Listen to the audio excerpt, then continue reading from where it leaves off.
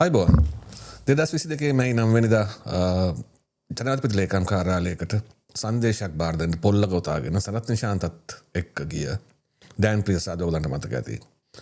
Dan ප්‍රියසාද් වෙඩි තැබීමකින් ජීවිතක්ෂයට පත් වෙලා තියෙනවා.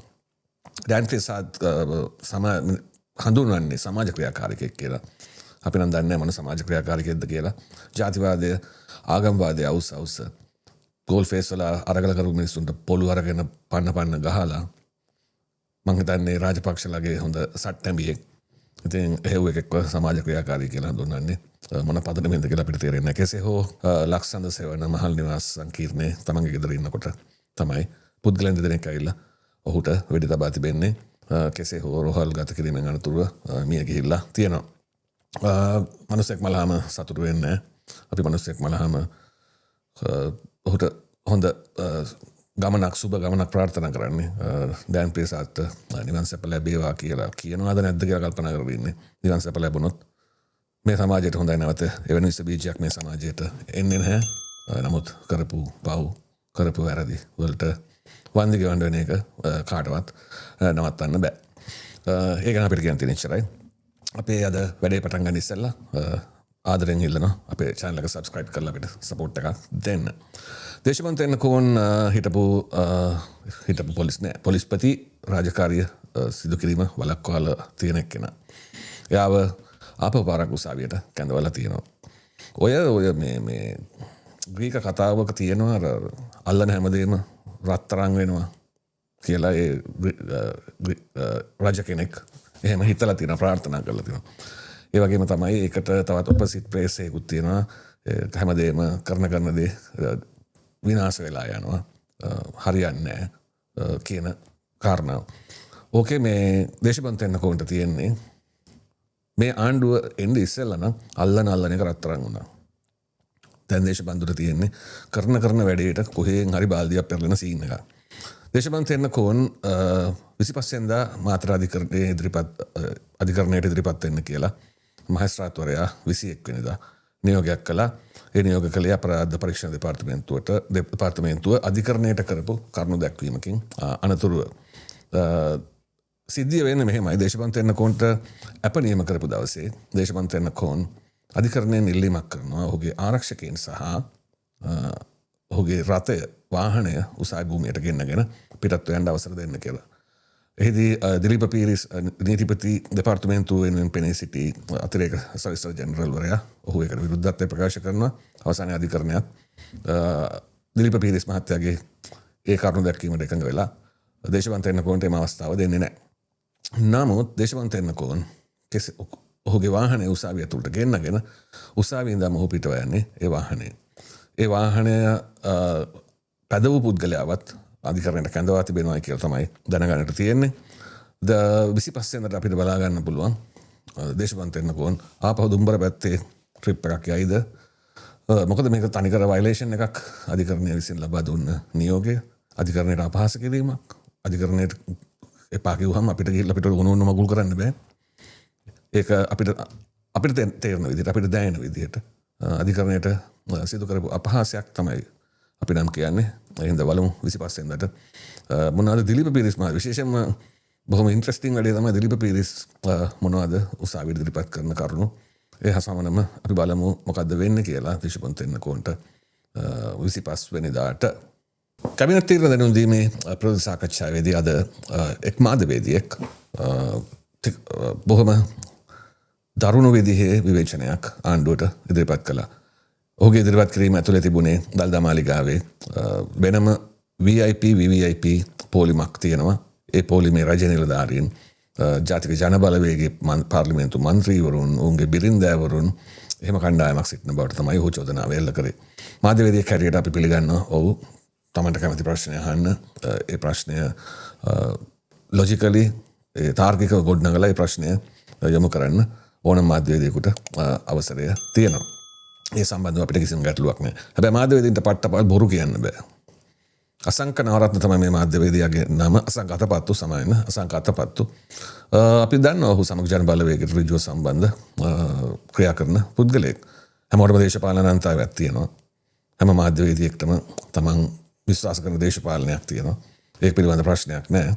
හැබැයි ඒ මොන දේශපාලන මතය දැරුවත් මොන විදිහේ සමහර ඔය වගේ වන්දි බට්ටකම් කරන අය හිටියත් හැබැයි ඔවුන්ට මාධ්‍ය රස්සාවට ආවම ඒ මාධ්‍ය රස්සාවේදී ඔවුන් ගොඩනගන ප්‍රශ්නය තාර්කික වෙන්න ඕනේ. එහෙම නැතුව වටේ තියෙන වල්පල් අරගෙන කියන්න බෑ. නමුත් කෙසේ හෝ මෙහිදී නලින්ද ජයතිස්ස අමාත්‍යවරයා ඔහුට ඒ සම්බන්ධයෙන් නිසි පිළිතුරු දුන්නා. එහෙම VIP කියලා පොලිමක් නෑ. ඒක පට්ටපල් බොරුවක්. එහෙම එකක් තියෙනවා නම් පෙන්වන්න. එහෙම එකක් පෙන්වන්න බෑ. එතන තියෙන තත්ත්වය මොකක්ද කියන එක හැමෝම දන්නවා කියන කාරණාව තමයි නලින්ද ජයතිස්ස අමාත්‍යවරයා කිව්වේ. ඔව් තරුණ ජනමාධ්‍යවේදීන්ගේ සංගමයට සම්බන්ධ අය පෙන්ලා තිබුණා වෙනම පොලිමක් තියෙනවා. නමුත් අපි පිළිගන්න ඕන වැඩක් තියෙනවා. දළදා මාලිගාව සහ දළදා මාලිගාවේ පාලනාධිකාරිය ක්‍රියාත්මක වෙන ක්‍රමයක් තියෙනවා. රජයකට බෑ දළදා මාලිගාවේ පාලනාධිකාරියත් එක්ක ගැටුමක් ඇති කරගන්න. රජය විසින් පවත්වාගෙන යන්නේ පෝලිම් 3ක්. ඒ පෝලිම් 3 VIP කියලා මොකුත් කතාවක් නැහැ. හැමෝම එක හා සමාන සැලකීමකින් යුක්තව තමයි පෝලිම් වල යන්නේ. හැබැයි තවත් පෝලිමක් තියෙන්න පුළුවන්. ඒක දළදා මාලිගාවේ පාලනාධිකාරියත් එක්ක තමයි ඒ ගනුදෙනුව බේරගන්න ඕනේ. ඒක කැබිනට් තීන්දුව දැනුම් දීමේ ප්‍රවෘත්ති සාකච්ඡාවට ඇවිල්ලා තමන්ගේ පටු දේශපාලනය ගොඩනගා ගන්න, තමන්ගේ පටු දේශපාලන අරමුණු ඉෂ්ට කරගන්න මේ අසංකතපත්තුල වගේ මාධ්‍යවේදීන් භාවිතා කරන එක නම් හෙනගතයි හිරිකිතයි ඒක. අපේ අවසාන කාරණාවට ගියොත් මෛත්‍රීපාල සිරිසේන හිටපු ජනාධිපතිවරයා ඔහු පෞද්ගලික මාධ්‍ය ආයතනයකට ඇවිල්ලා ඔහුගේ මාධ්‍යවේදියා ප්‍රශ්න කරනවා හිටපු ජනාධිපතිතුමනි ළඟම සුවිශේෂී දවසක් එනවා ඔබතුමාට ඒක ඒ ගැන මතකයක් තියෙනවද කියලා. මෛත්‍රීපාල සිරිසේනගේ ප්‍රකාශය වෙන්නේ ඔහුට එහෙම මතකයක් නැහැ. ඊළඟට තියෙන වෙසක්. මාධ්‍යවේදියා ඊළඟට දවසක් කියනවා අද දවස 19 වෙනිදා අප්‍රේල් කියලා. එතනදිත් මෛත්‍රීපාල සිරිසේන කියන්නේ ඔහුට මතක් වෙන්නේ ඊළඟට වෙසක් තියෙනවා. ඊට පස්සේ පොසොන් තියෙනවා. දැන් සිංහල අවුරුද්ද ඉවරයි. මූ මේ අපේ රටේ හිටපු ජනාධිපතිද. මුගේ කාලයේදී තමයි මූ අවුරුදු 5ක් ජනාධිපතිකම් කරා. ඒ කාල සීමාවේදී තමයි ලංකාවේ පාස්කු බෝම්බය පත්තු වෙන්නේ. පාස්කු ඉරුදින බෝම්බ ප්‍රහාරය සිද්ධ වන්නේ. සියලුම බුද්ධි තොරතුරු ලැබිලා තියෙද්දිත් ඒ බුද්ධි තොරතුරු පයිසකට ගණන් ගන්න නැතුව ආරක්ෂක මණ්ඩලයේ කැඳවන්නේ නැතුව කිසිම ආරක්ෂිත ක්‍රියාමාර්ගයක් ගන්නෙ නැතුව බෝම්බේ පත් වෙනවා කියලා කියන දවසෙත් ලංකාවෙන් එළියට ගිහිල්ලා සිංගප්පූරුවටලා ඉඳලා බෝම්බේ පත් වුණාට පස්සෙත් ඊළඟට තියෙන ළඟම ෆ්ලයිට් එකේ එන්නේ නැතුව රෑ 9ට විතර ෆ්ලයිට් එක යනවා ලංකාවට ඇවිල්ලා එහෙව් රට පාලනය කරපු එකෙක් තමයි මෛත්‍රීපාල සිරිසේන කියන්නේ. ඒ ප්‍රශ්නයේදී අඩුම ගානේ ඔව් මට මතකයි දැන් 21 පාස්කු ඉරුදින බෝම්බ ප්‍රහාරය සිද්ධ වෙච්ච දවස. ඔව් අපි උපරිම උත්සාහ කළා. නමුත් අපි හිතුවේ නෑ මේ වගේ දෙයක් වෙයි කියලා.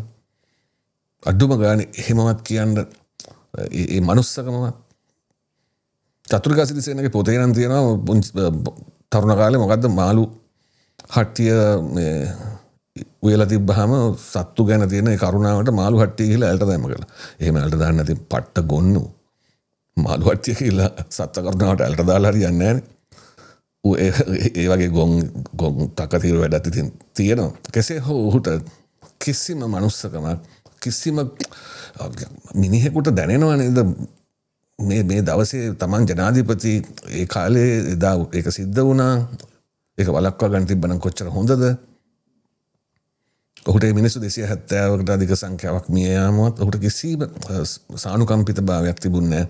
එම මාධ්‍ය සාකච්ඡාවේදී මෛත්‍රීපාල සිරිසේන හිටපු ජනාධිපතිවරයා. පත්තරෙන්නේ හැමදාම මොන හරි දෙයක් වුණාම දැනගන්න මිනිහ. හිටන් හුටන් ගගා ඉතින් රට පාලනය කරා. කිසිම ලොජිකල් විදිහක් නැහැ. කිසිම ගොඩනැගීමක් නැහැ. හරකෙක් වගේ ප්‍රශ්නයක් අහුවම ඔන්න ඔය විදිහ උත්තර තමයි දෙන්න පුළුවන්. මේ වගේ මිනිස්සු මම කියන්නේ දුක් විඳලා මැරෙන්න ඕනේ මිනිස්සු. අඩු ගානේ මං අර ඉස්සෙල්ලා කිව්වා වගේ තමන් ජනාධිපති හැටියට ඉන්නකොට මේ සිදුවීම ගැන සිදුවෙච්ච මේ සිදුවීම ගැනවත් අදටත් මෛත්‍රීපාල සිරිසේනට කිසිම ඒ හැසිරෙන විදිහ පිළිතුරු දෙන විදිහෙන් කිසිම අනුකම්පාවක් කිසිම කනගාටුවක් දුකක් නැහැ. මේ වගේ මිනිස්සු මැරෙන්න ඕනේ පණුව ගහලා. වෙන මට වෙන කියන්න දෙයක් නෑ මෛත්‍රපාල සිරිසේන ජනාධිපති හිටපු ජනාධිපතිවරයාට. එහෙනම් තවත් එපිසෝඩ් එකකින් හම්බෙමු. ජය වේවා.